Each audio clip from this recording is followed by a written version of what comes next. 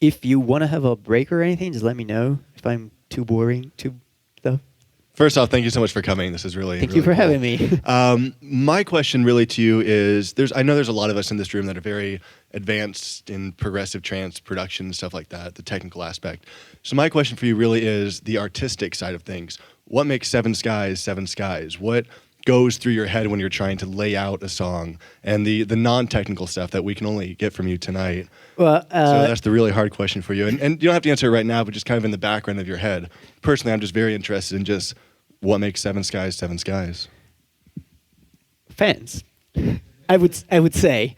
Well, actually, yes, fans is what make an artist the artist.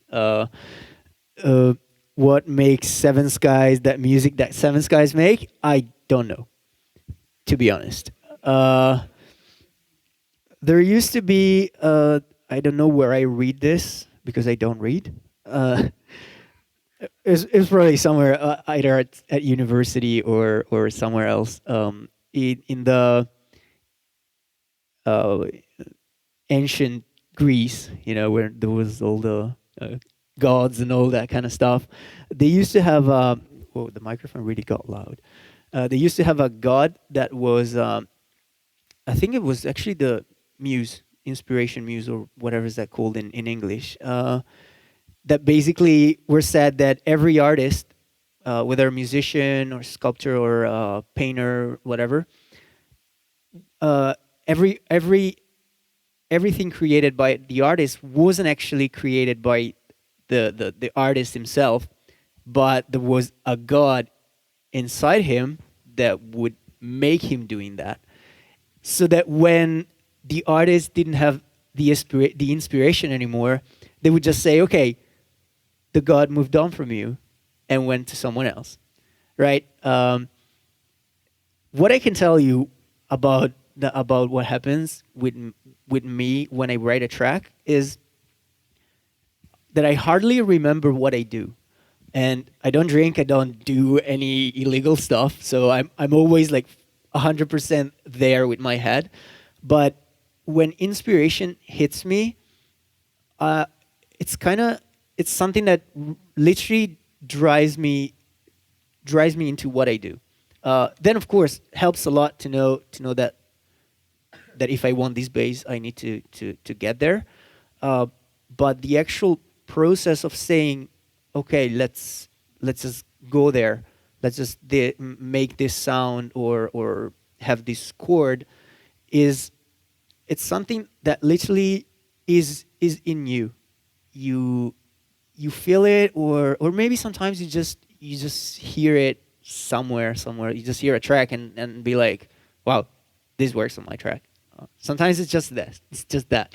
I remember once. Do you know Super 8 and Tab? Okay, their track Irafushi is one of my favorite tracks, and it has a beautiful melody. And I remember being in Australia, and there was this bird outside the window, and I swear to God, it was singing at least the first 5 notes of that melody. It was literally that, and I recorded the notes that the bird was singing, and it was Irafushi. So then I told, I'm a good friend with Super 8, and I told this thing, and he was like, no, I just literally wrote the melody. But there's a lot of things in nature where you can pick ideas from. It's funny to say, but a lot of people don't listen things. There's this book called Soundscape by Murray Schafer. If you ever have time, read it, because it's a really nice book, and it will teach you how to listen, which is something I know it's weird to say, but people are not trained to listen. You can pick everything from what's happening around you and put it into music. For example, I had a tractor outside my house once, and they just left it there with the motor going on, with the engine running, and it was creating this beat. And because they weren't accelerating or anything, the beat was constant. It was probably like 120 120, 130 BPMs, and it was like this, and it was great. And from there, it was like, damn, this rhythm works, and I picked ideas from there. So yeah, inspiration comes literally from a lot of things. And yeah, I think the best thing that you can do to get inspiration is listen, and especially what works for me is if you're making trance, don't listen trance. My most my peak of inspiration has been this summer when I literally got like super bored of trance. Uh, not not in a bad way, but it was like, man, it's always the same thing. I needed something new, and I started listening to hardstyle, which is it's an extreme kind of different thing. And I think I wrote like 4 or 5 tracks when I was in that kind of hardstyle period. I was listening only hardstyle. I love that music, and from there I picked a lot of things that in trance is people don't do because it's a completely different kind of music. So yes, if I have to suggest you something for inspiration, it's listen and pick up what's around you, what's being played by other people, what's being produced by other producer, um, and from there, inspiration will come and somehow. You of course have a brain on your own, so you will be able to transform what you hear into something that you feel. So that's what happens with me. Then again, I'm not a musician, so it is really hard to come up with chords that work. And yeah, you don't want to copy chords and melody. You don't want to do that. Um, but yeah, the hard part for me is actually coming up with a nice melody. Um, then yeah, the groove. It's usually it takes a good time. It takes a lot. Uh, Sometimes it happens really quickly. Sometimes it needs time. But yeah, the hard part for me is definitely coming up with uh, an interesting melody, something that is not too boring, something that is not too obvious, and then from there it's developing and sculpturing the whole track around that idea. Um, Sometimes, like I don't know if you heard the track that I shared for free called "Expanded," that everybody hated because it wasn't trance. Um, and that one started from a bass. I'm gonna open the project soon, and that one started from a bass. It was a really electro, progressive, whatever house. I don't know how people call it here. They give it like different names. It's basically the style that Hardwell is producing. And that started from a bass idea, and from there I knew that it was that kind of style, and I needed some easier chord.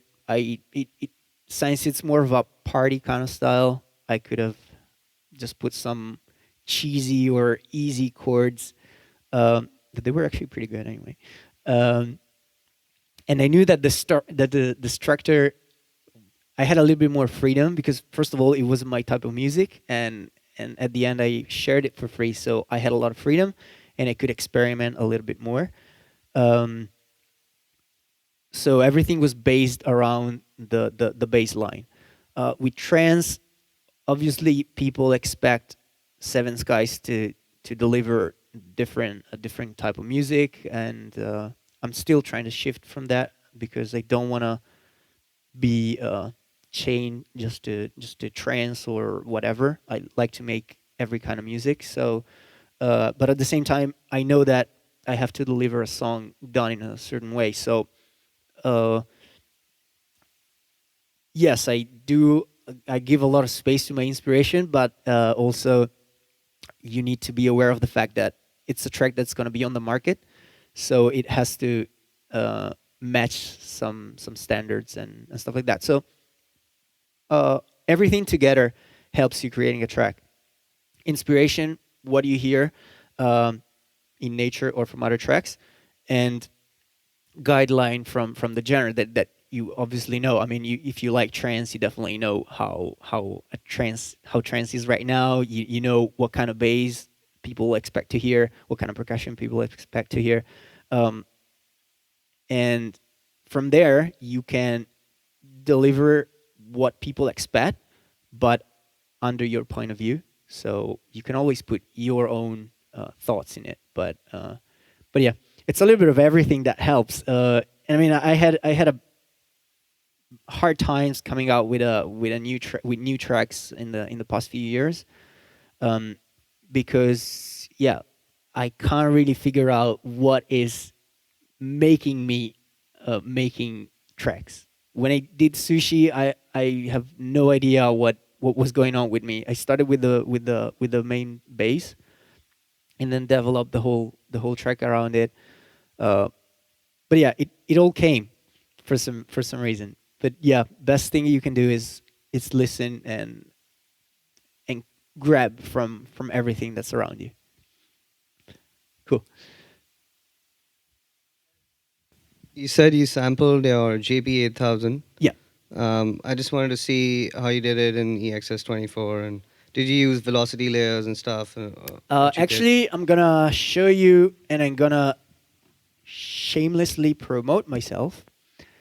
I'm gonna show you this thing. Uh, I'll have to close. This logic is really gonna fail on me now if I do that.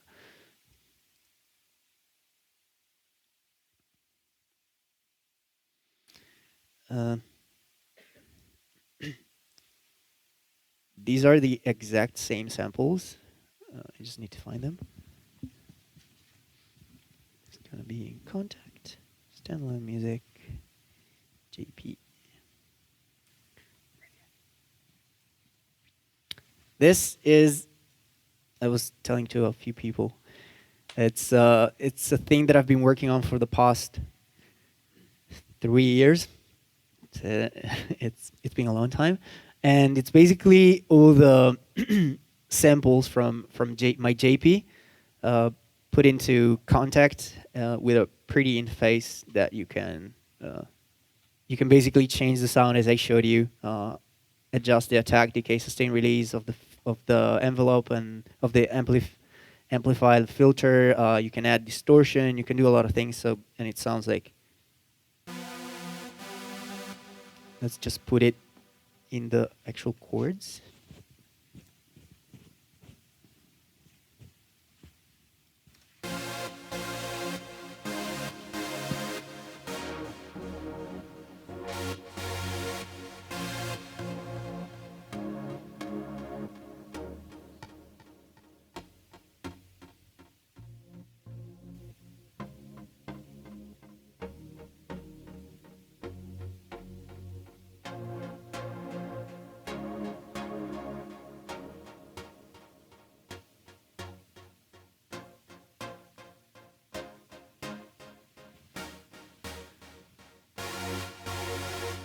So yeah, this is the real JP. It's the same samples that you saw on the EXS24, just wrapped up in a better interface.